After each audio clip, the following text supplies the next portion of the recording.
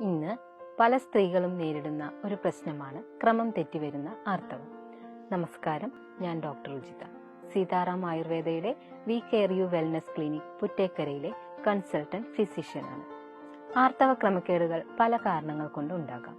സ്വാഭാവികമായി തന്നെ ജീവിതത്തിലെ ചില കാലഘട്ടങ്ങളിൽ, ഉദാഹരണത്തിന് കൗമാരപ്രായത്തിൽ ആർത്തവ വിരാമത്തോടനുബന്ധിച്ച് മുലയൂട്ടുന്ന അമ്മമാരിൽ ആർത്തവ ക്രമക്കേടുകൾ കണ്ടുവരാറുണ്ട്.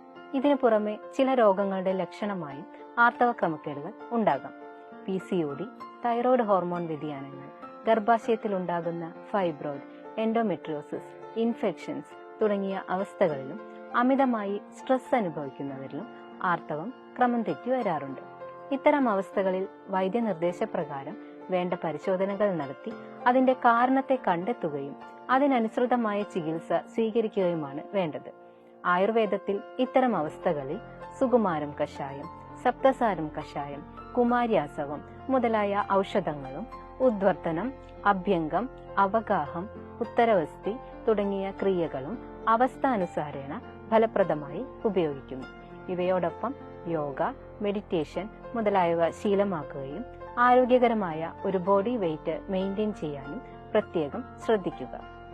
കൂടുതൽ വീഡിയോകൾക്കായി സീതാറാം ആയുർവേദ ഫോളോ ചെയ്യൂ.